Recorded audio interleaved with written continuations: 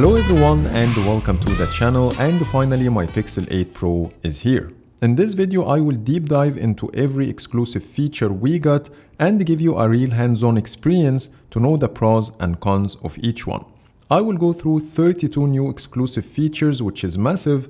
So without further ado, let's jump in. So let's start with the camera, and here we have some exciting features. The first one is the ability to take 50 megapixel photos to take advantage of the amazing resolution of the new Pixel 8 camera.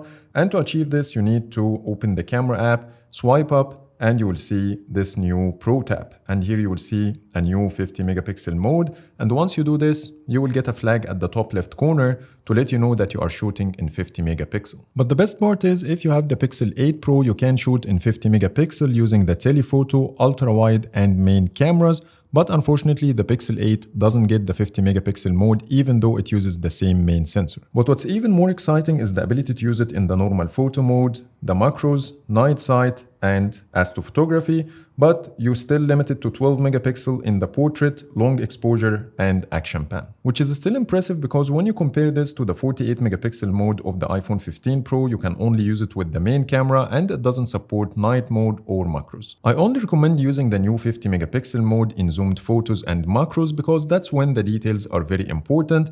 But when you use it with the main camera or the ultra wide, you won't see a massive difference unless you crop in a lot. Also keep in mind that the file size is massive, and here's one of the photos I took earlier. It shows here 11 megabytes. So imagine having this mode activated all the time. You'll run out of storage way faster. A small thing I like about this feature is the new high-res tag at the top, which will help you identify these photos in your gallery. Now let me show you a side-by-side comparison between the 12 and the 50 megapixel photos to give you an idea about the difference in details.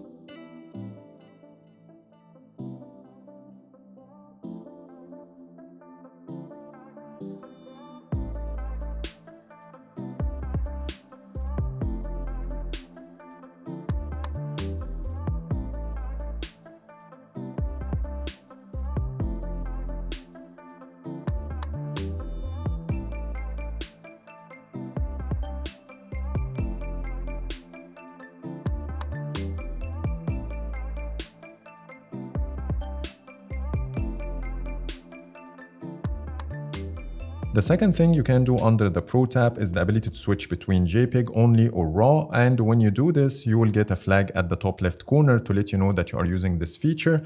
And this is much easier when compared to the previous version of GCam. This option was buried under More Settings and then Advanced, and you can find it over here, but now you can quickly switch between them. When it comes to the file size, if you decided to use the 50 megapixel mode along with RAW, you will get something like this. Here's one of the photos. It's 49 megabytes and the JPEG version is only 6.9. Google also added this neat feature that combines the JPEG and RAW files in the viewfinder, so you can quickly switch between them. While on the 7 Pro, for example, to access the RAW photos, you have to go to Library and then open the folder. So now it's much easier. Also, the flag on the photo is now using the actual word instead of this icon at the top right corner. And lastly, I want to clarify one misconception. Some people think that when you shoot in RAW, you will get better details, but the reality is the phone will not apply any sharpening or noise reduction, but it will give you the photo as it is, and that's why it doesn't look as detailed as the JPEG format.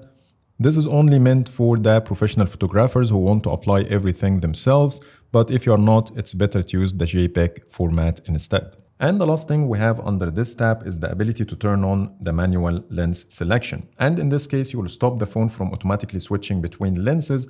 For example, if you are using the telephoto and the subject is out of focus, the phone might switch to the main camera to solve this problem without you noticing. And also when you make it too close, it might activate the macro mode. So if you don't want this to happen, you can use the manual lens selection. And you will notice here that the zoom levels disappeared, and now we have the lens name instead. You have the ultra wide, wide, and the telephoto.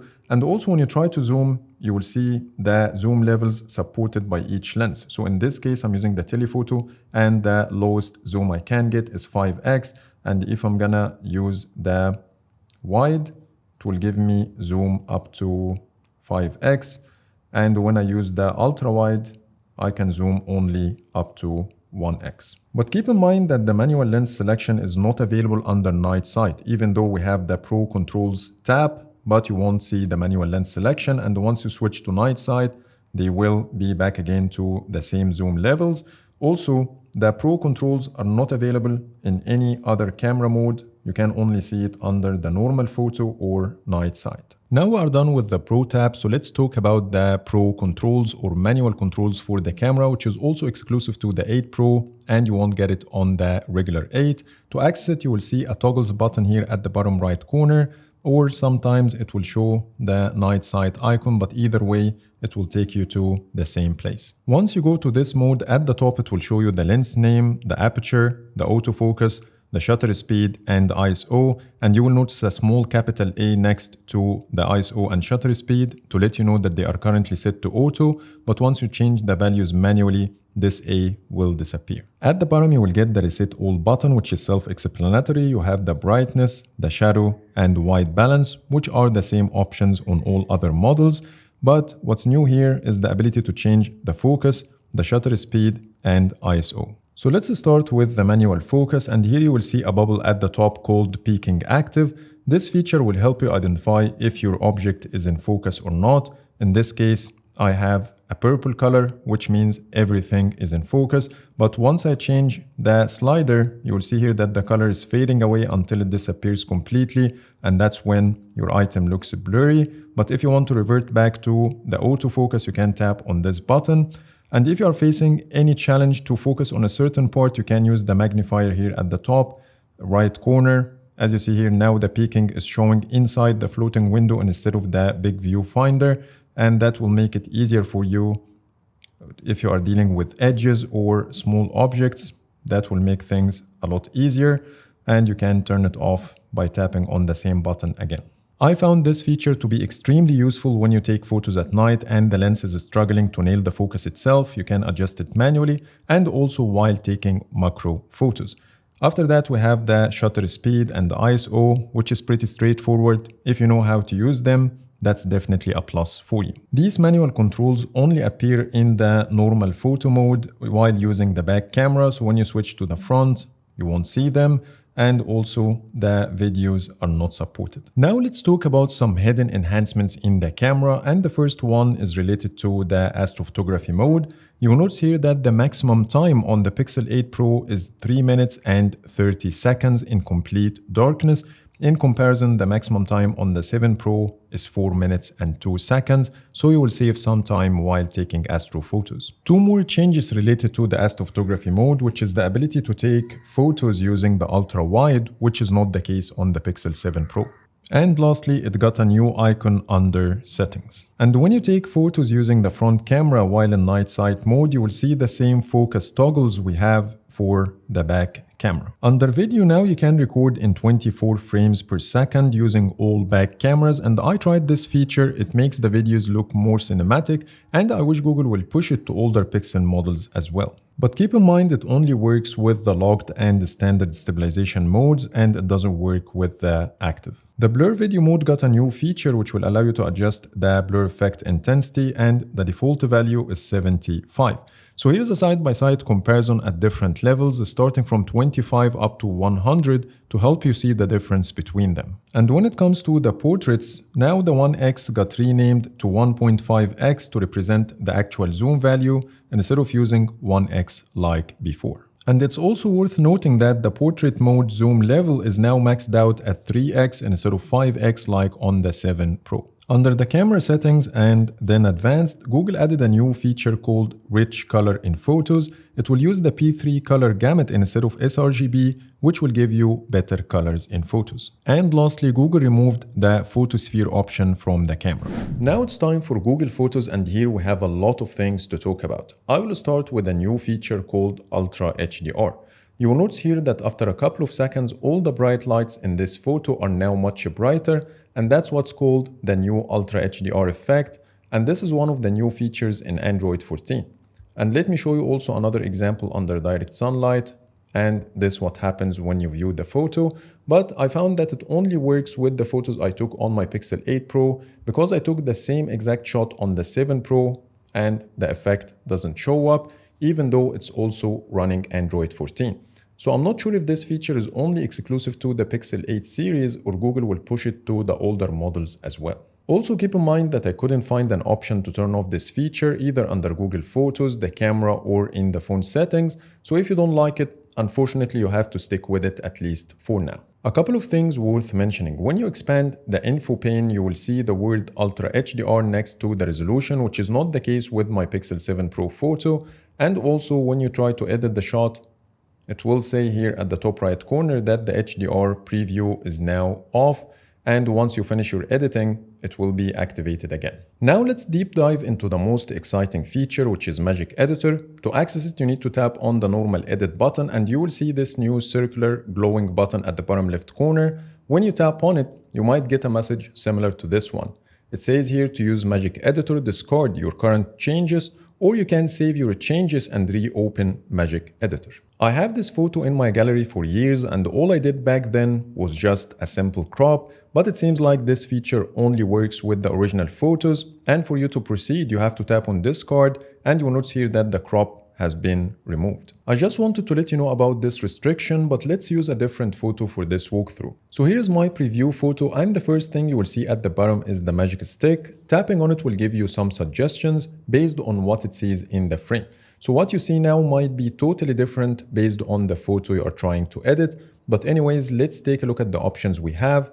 The first one is called Portrait. So let's tap on it and see what's gonna happen. Now the edits are done and it will show you the name of your selection at the top left corner. Here's the edited photo, and if you want to see the original, you can do the same thing by tapping and holding. Obviously, the photo is now a portrait, but it also adds some different filters and colors to make it better, and it will give you multiple options to choose from. Here you will notice that the blur effect is more aggressive.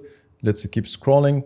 And if you don't like any of these suggestions, you can simply tap on the refresh button that says get a new set of results. Let's tap on it.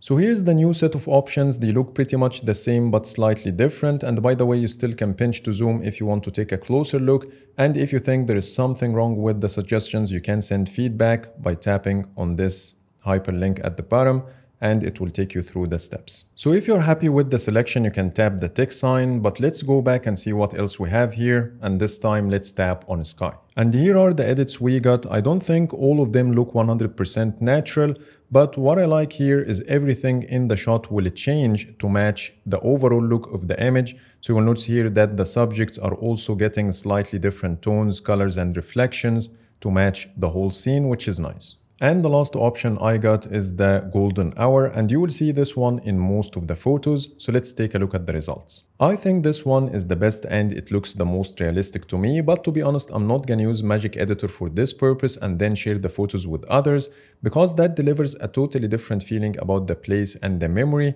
But I will mainly use it for repositioning, aligning, or removing things while keeping the same look and feel of the photo. So let me show you how you can reposition things, and that's where this feature can deliver amazing results, but let me use a different photo. So here's the photo of a choice. What I want to do here is to convert this photo into a portrait. So instead of showing my full body, I want to show only the top half and make myself closer to the camera and put myself on the side. To select any subject, you need to tap on it once and it will do the automatic selection, then tap and hold to confirm, and then I can pinch to zoom to make myself bigger and then put myself on the side. But unfortunately, you cannot rotate things. So I'm gonna put myself in this spot. I think it will look nicer. So let's see how AI will fill in those gaps. And look at how amazing the results are. If I told you that this photo is edited, you won't trust me, because when I tap and hold to show you the original, my body was covering the entire area. And when I moved myself, everything looks so natural as if nothing changed. And let's pinch to zoom here and you will see that this area has been filled really well by the AI, and also at the bottom. Everything looks very, very natural, and it will give you also multiple results here to choose which one you like the most. So this one doesn't have shadows, as you see here. It did add some trees in this area.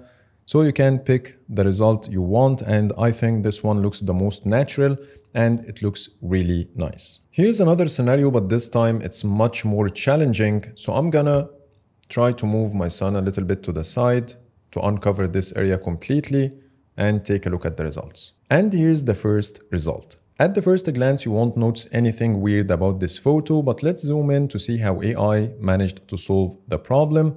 It added some weird items in the background that I cannot tell what are they exactly, but somehow they match the environment, and that's why it doesn't look weird. But we still have more results. Let's take a look at the second one. It's still something unrecognizable, but relatively matching the environment. The third option is adding some trees and the flowers, which I think the smartest option across all of them, because that looks very natural and you can see something like this in real life. So if I'm gonna pick one, that's definitely my choice. And lastly, it added some garbage, wow. So this is very innovative and hilarious at the same time. I found this feature to work the best with nature, as showed you in the first example, but for anything else, it's a kind of a hit or miss. So in this case, I'm gonna try to move myself to the side to make Burj Khalifa completely visible, and let's see what's gonna happen in this scenario. Here's the first result, and it's far from great. It looks really weird. Let's take a look at the second one. It's much better, but it has a lot of smudges here. So I'm not gonna pick this one either. This one is the closest, but still has this weird architecture for some reason, or texture. And the last one is also bad. So as I mentioned before, if you have nature in the background, it works perfectly well 100% of the time, but for anything else, it's kind of weird. But we should expect this feature to get better over time by sending feedback and by using machine learning too. And if you're wondering what are these plus and minus buttons at the bottom when you select something, they are simply for enhancing the selections. For example, when I selected my friend, the straw is still in the same spot. But if I want to add this to my selection, I can simply tap the plus sign first and then brush the missing part. It will add it to the selection. So now everything moves the right way. And if I want to remove something from the selection, I need to tap the minus sign and brush it as well, and it will be removed. And lastly, you can erase things from the photo, same as Magic Eraser, and you will see the button over here. When you tap on erase, it will try to do the same thing. And let's take a look at the results. And here's the result. I see it did it really well this time because it's not as complicated as Burj Khalifa. Everything looks nice and clean. We have multiple results too. Here's the before, here's the after. This one looks even better. And this is the third option. And it looks the best. Here's the before and here's the after. Now we are done with the Magic Editor, so let's talk about the audio eraser. And here I have one of the videos with a nice nature sound, but at the same time, a lot of people are talking in the background that I want to remove completely. So all you need to do is to open the video and then go to the editing page and then move to the audio tab and you will see audio eraser. But let's take a listen first at the video.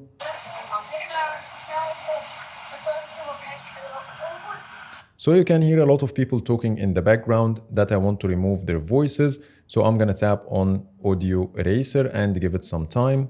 It's identifying sounds. And then it will show me the type of each sound. So I can choose which one to remove and which one to keep. I'm interested to keep only the nature, so I will leave it as it is. And the speech, I want to remove it completely. When it comes to the wind, it's kind of natural, but I'm gonna tune it down a bit, not too much, like -50. And let's do a side-by-side comparison.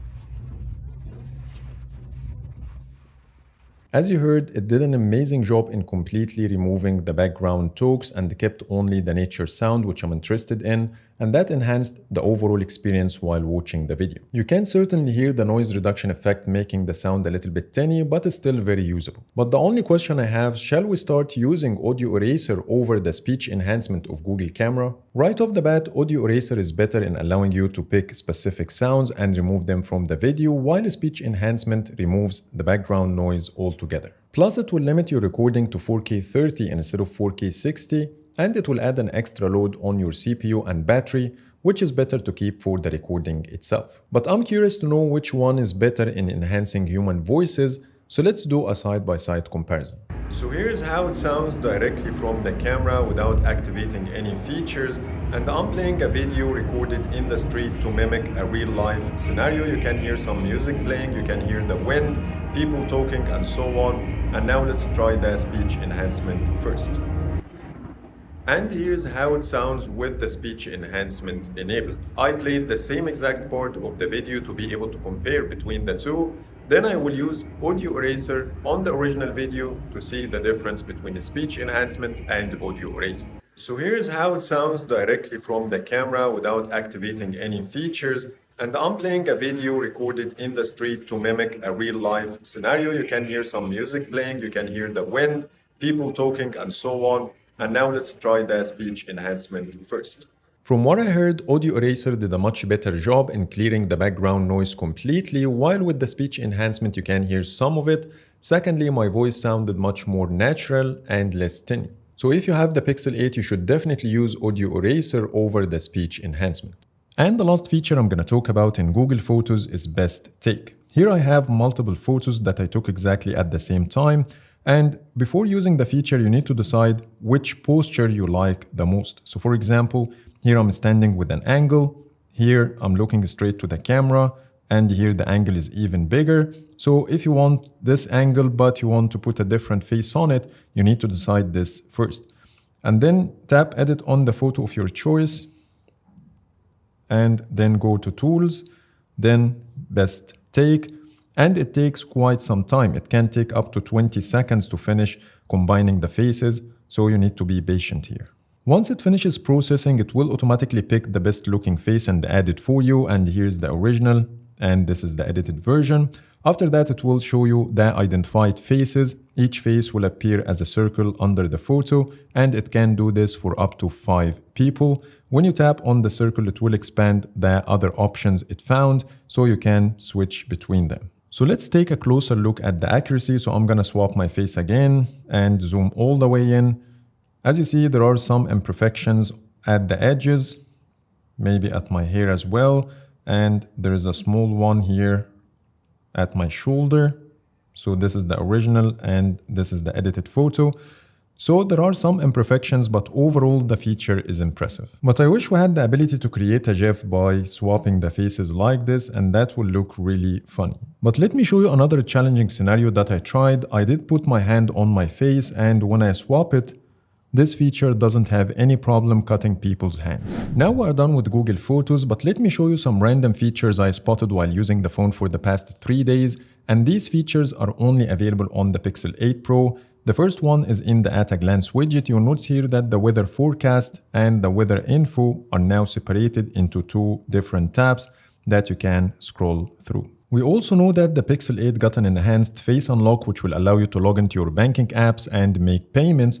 But what I found is the ability to fill in your passwords using the face unlock as well. So when I try to sign in to my Amazon account, now I can use my face to confirm, and it will autofill my details. When it comes to AI wallpapers, Google added a lot of new categories, and now we have 12 different categories to choose from. But when I installed AI wallpapers on my 7 Pro using an APK, I only got 7. In addition to a new category called Minerals, which includes all the wallpapers that got leaked from the Pixel 8 before the release. And there are a couple of additions under settings. The first one is under network and internet. You will see here that we have a new option called Troubleshoot Mobile Connection. And here it will try to give you some guidance on how to solve your issues, like move to another location, reset your connection. And when you tap on this item, it will take you to the page where you can reset your connection. You can check more articles, you can contact support, and so on. Also under battery, there is another one called Battery Diagnostics, and it says here run tests to check your battery. I couldn't run any tests, but I found the phone automatically testing the battery in the background. So when I go to charging, it says here no issues with the charging found. So it seems like the phone is automatically doing something in the background, and it says here all settings are optimized.